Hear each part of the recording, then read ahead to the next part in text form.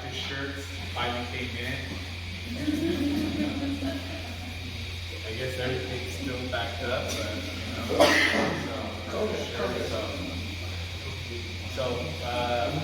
first guy goes by the name of Juice.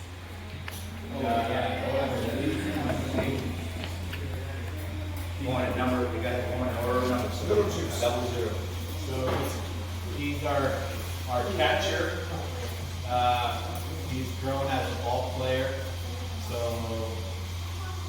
we have an interesting story because I coached Jude when I was coaching at PAL, and when we were coaching and we had to come down to the final, like 2 players in the All-Star, and I was the head coach, and I said, you know what, Juice makes the team.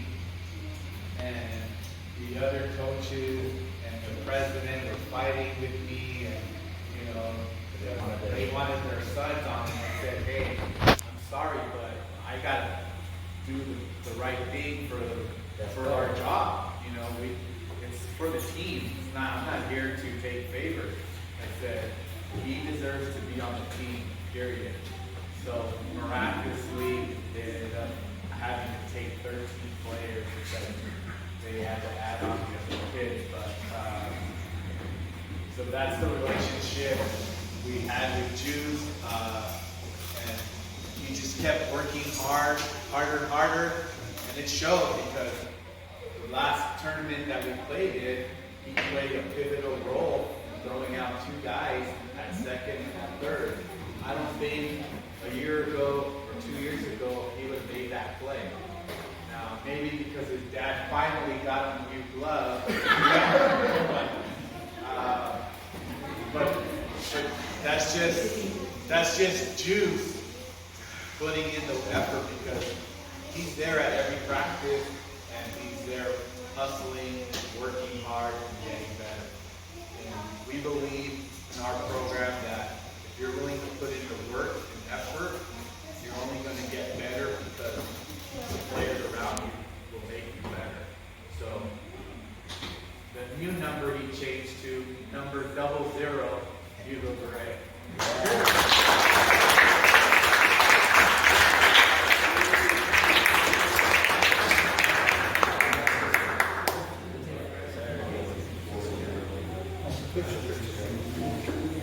Picture, Tina, take one.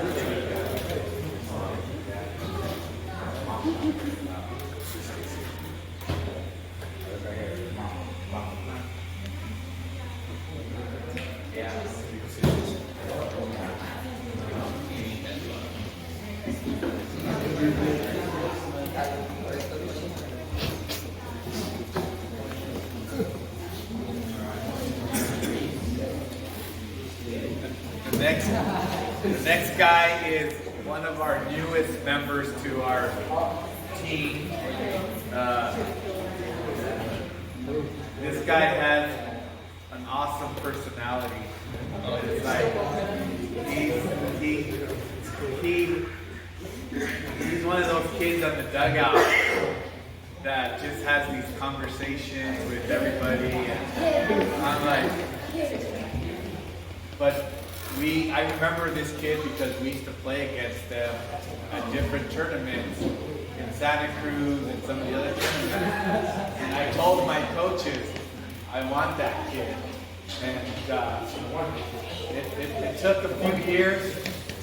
And, like I said, you do things the right way, you get rewarded by the man upstairs. And we finally got to play against them recently when we played in Seaside, and when we saw him again playing, I mean, he stood out like a sore thumb. He was very gracious to our players, so you could just hear the conversations and the talk that he had and what he was saying to me and to the players. I right away knew that this guy belonged with us and with height. We brought him in to play, we put him in a tough situation to play in an elite national team, and it was awesome for him to see the level of play. And he told Coach Travis after that tournament a few things that shows his competitiveness. I don't know if you remember what he told you, that he went after that tournament. He kind of struggled a little bit. He went back and started hitting on the tee and doing a lot of the drills that we were teaching and stuff. And he took it upon himself, and he said, "Coach, the next tournament that I come back to play with you guys, it's going to be a different outcome." And honestly, he played like 4 tournaments. He had like 17 RBIs with us. That's amazing. But you know, his dad, we text back and forth, and he's like, "I don't know what you guys said to him, but this kid has been working his, you know what, off, and you know, he wanted to be an elite player." And that just goes to show, you know, how Seaside, how he, and it's funny because I talked to Christian, he says that guy has an awesome personality and everybody loves him. So without further ado,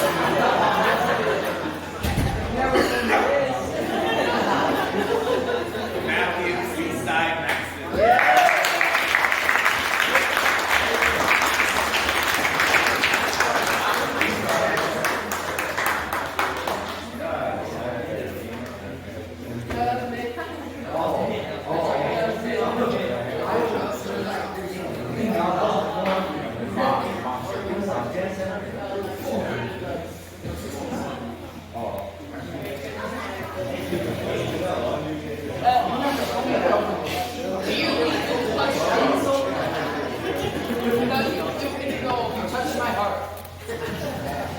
So this player right here,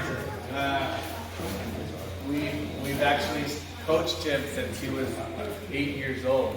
Some of the other coaches know him since he was 7. I know him since he was 8. And it's just been, you know, heartwarming to, you know, we're gonna put us as role models and as coaches are in these guys' lives since they're 8 years old. You know, they play high school. They may be with the coach for 4 years. You know, this guy, we've had him since he was 8. He's now 13. So, one, he's always passionate, athletic, and he loved to compete.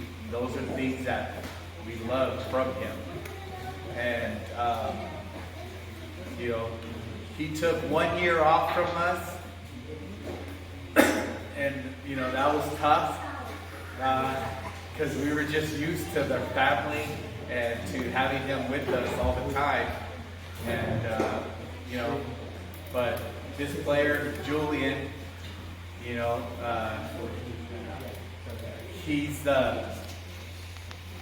you know, awesome kid, very respectful, quiet, but when you see him on the field, he's competitive, right? And honestly, his growth these last few months and this last year has been stupendous, and I've just been so awed at how well he's playing right now and pitching right now. So he pitched in the semifinals and had a no-hitter going into the 6th inning. I think he ended up with a 1-hitter and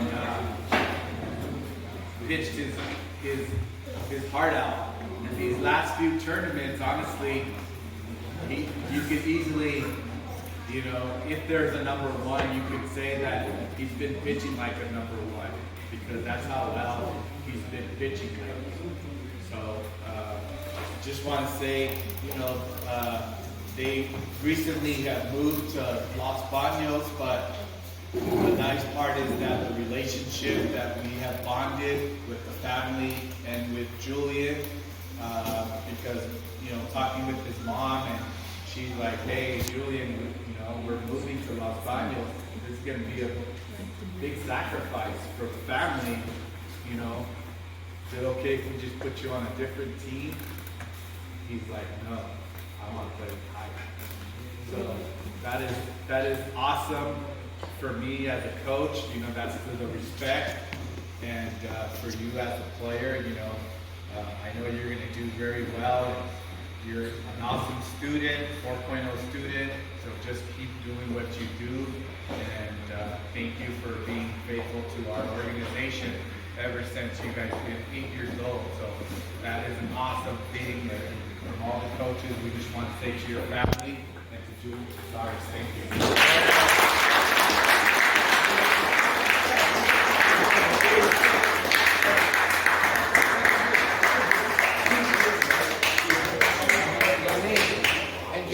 Gabe was sad because this was the first year he went to school without Joey since kindergarten. Okay, I never said that.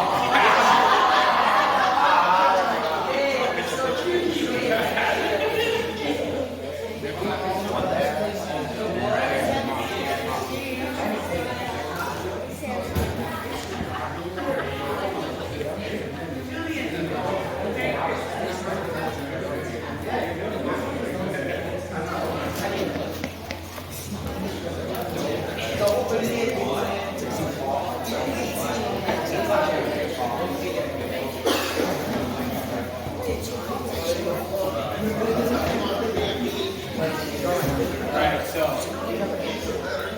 next teenager, I guess, huh? So the next player, he's probably one of the sweetest boys on the team.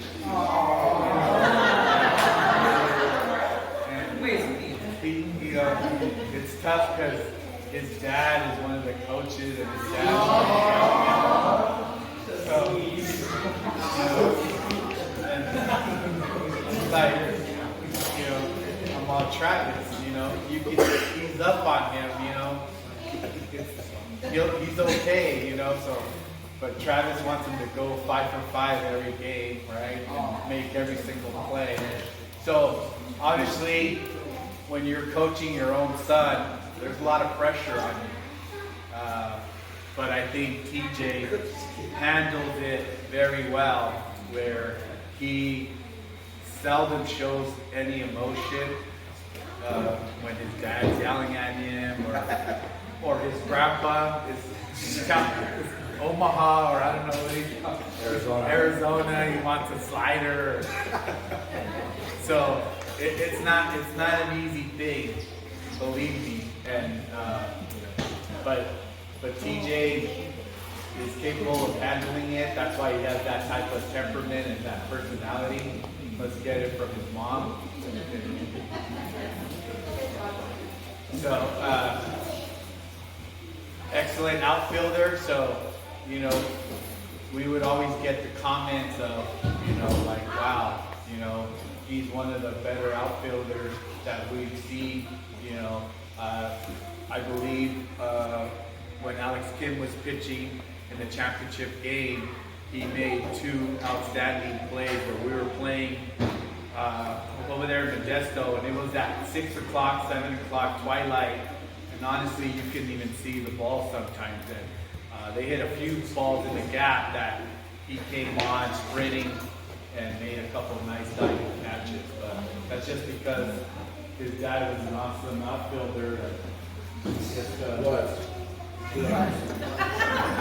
The apple doesn't fall far from the tree. TJ's a 2-sport athlete. He plays soccer as well, so he wasn't with us during the fall, but we had a conversation recently, and he's like, it's funny how a year ago we had that conversation. He still had that kind of that baby voice, right? And now talking with him, he's like, hey coach, I'm ready for baseball now. And I'm like, yeah, I love this kid. So he's ready to compete in baseball. And like I said, he started with us at 9 years old. 8 and 9 years old as well. So, yeah. So he's been with our program for a long time as well. And a couple of the backstory behind it is that me and Coach Travis played against each other in junior college. So we had that relationship way back then. And we picked up TJ. I went to go see him play at Allen Rock, and I was the first coach to get out there and watch him play, and like everything else, and we had a game plan, and I went over and talked to Travis and said, hey, I want your son to play with us, and a week later, Travis came to sign with us, and ever since then, he's been with the family. So, Tina and Travis, thank you guys for being true to our Hype organization. Most importantly, TJ for being committed to the Hype team.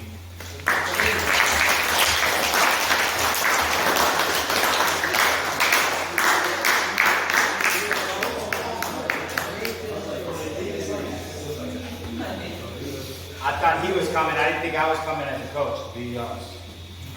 I was done coaching this age.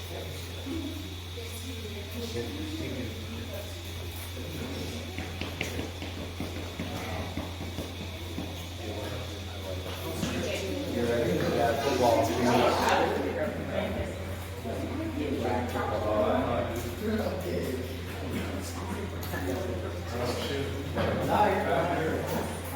Friday, right? You guys don't have no. Hey, you guys, this is a ceremony.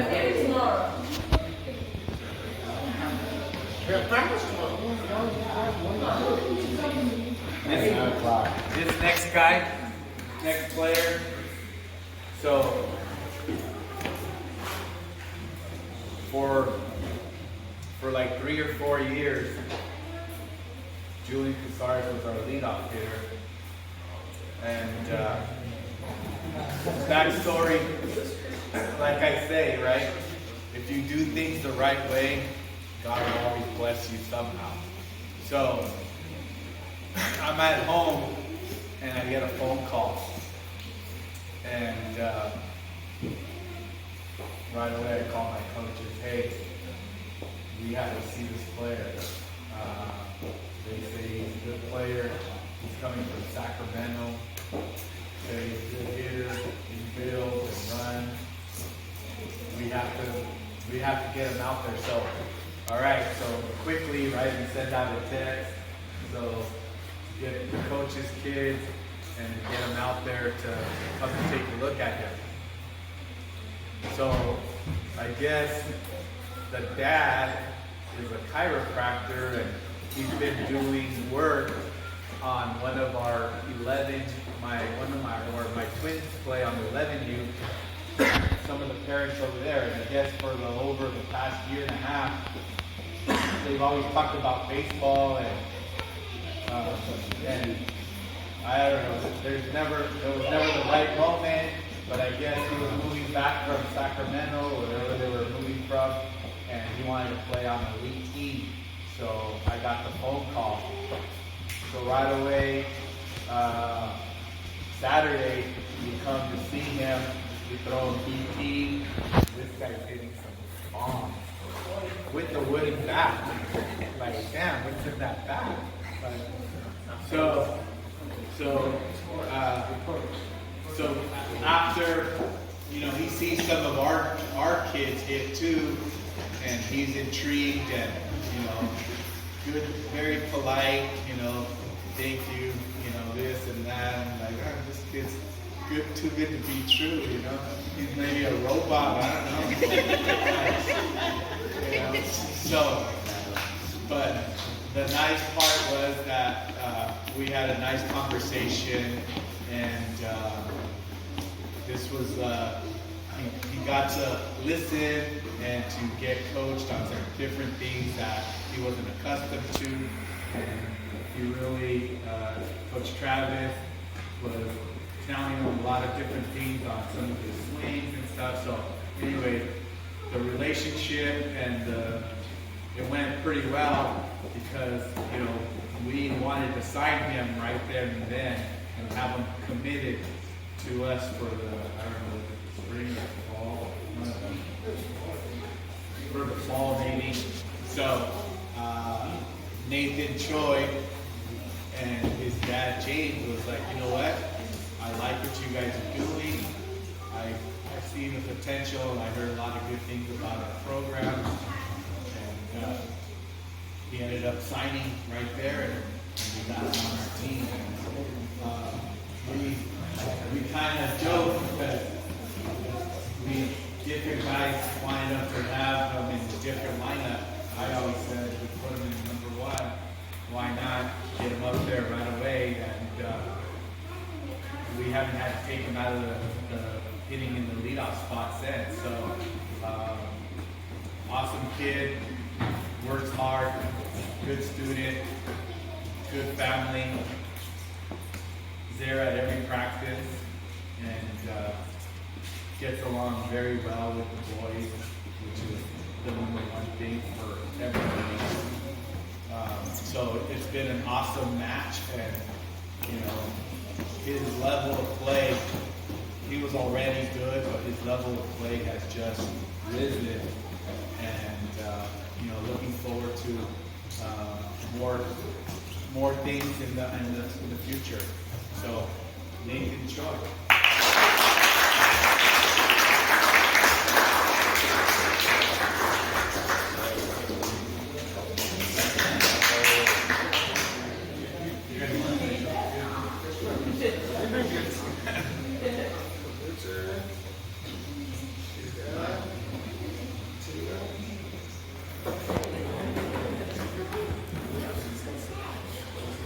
Hey, also I want to say he has to come and ask questions, and he wants to learn, he wants to get better, and so I like that because I can't tell you guys what I want you to do. I want you to ask me, and I will help you. But he comes and asks me, and we talk, and he says, hey, and he gets it pretty good. So you guys, I don't care if you're other coaches, go ask them, hey, what can I do to get better? What can I do? And he does that every time. And he tries and practices and he works at it. So good for you. Oh, and dad don't like to be a team. So this next player, good story. So just like Coach Travis says, right? Going forward, whether you're playing basketball, whether you're in the front yard playing with your brother, doesn't matter. Somebody's always watching you. You never know. You never know. So many of you guys know I have 5 kids. So I've just been blessed. I'm talking to Javi and Esther right now. You know. Oh, Laura too. Welcome. So one of my sons was playing Evergreen Little League, right? Is Evergreen Little League, and you know, let's be honest, there's not much going on during their game. So I turned around and started watching the major games because I want to see who I can pick up. There's got to be one player out there that has potential. Just give me that opportunity to get that one player, and I'll see what I can do with him. So I played a couple times, and I see this guy, and I'm like, Jesus. In Spanish, I'm like, Ave Maria Purísima. So you guys can Google that, Google Trevor. So this is a big kid, like, and he runs like, Jesus, like, oh my God, this guy can run too, like. So biggest kid out there, he hit this one home run. I was like, oh my goodness. So I'm like, I need to go talk to the dad, right? The dad's coaching the damn game though, you know? So I went up to him. I'm all, hey, Richard, my name's Steve. You know, I coach high baseball. And he kind of knew of us because a couple of the coaches, you know, he knew a little bit about height. So I told him, hey, you know, why don't you bring him out to one of our practices to see if your son may be a good fit for him, you know? Maybe, you know, he'll like it. It's going to be a little bit more competitive and, you know, sold him on a few things, you know. We have the best hitting coach in the Bay Area. So it didn't happen the first time, right? But I was going to be persistent because I wanted this player. So, you know, throughout the season, I'm out there, hey, when are you going to bring him out, you know? He's like, well, he's, you know, making excuses. We can't make it because he's got all-stars, he's got this. He's got too much homework. I'm like, all right. So, a couple more times, right? And finally, he's like, you know what? I'm going to take him out for him. I'm like, all right, finally, right? So, he shows up to the practices and, you know, I think he had a fun time with the boys. He's got personality. He's funny. He cracks us up. So the boys really enjoyed having him come out, and from the get-go, he fit in perfectly. At practice, very punctual. Always showed up to practice. Awesome parents. Very, you know, text back and forth, communicate, game plan what we want to put together with him, what our game plan was. And it was funny because when he came on, I had two teams. I had a white team and a Navy team. The white team was a little bit more elite, and then we had the Navy team. So I prepared the other coaches and I told them, hey, I'm going to start him off with the Navy team because I want to make sure that I want to bring him in slowly so that he doesn't get his confidence. You know, he's his first time him playing travel ball when he's 12 years old. So after the first couple tournaments, this guy's hitting like 700, and one tournament we're all watching because we played before, so we had time, and we're watching the game, and this kid throws him a curveball, and Liam just turns on it and hits it out of Pal Stadium at 12 years old. And it was like a shot. Oh, it was on the free. It was on the freeway. It was No, on I'm the saying on the little field. I'm saying at Don't bring kids from there. Oh, the big time Navy. yeah. Go down. So So I'm going to interrupt that story. Before he made that decision, these guys, being tall, and these coaches did not want him to go from the Navy team. And I went to go watch at Pal, and he hit a home run on the 230-foot fence, but on the freeway, bounced and went over. And I called Steve and I said, that guy's off that team. He's on our team. And they made a call, and those coaches were pissed because they didn't want him to leave. And Steve's the head coach, and they didn't like it. well, I mean, we told them that it was going to take a couple tournaments. But he hit on the free over the free. But he obviously he exceeded expectations early, and he's been playing at a high level ever since. So it was just awesome for his parents to trust us, and more importantly for Liam to believing in us and believing in yourself, because you started later than some of the other boys, but boy, have you caught up fast, just like your speed. So Liam.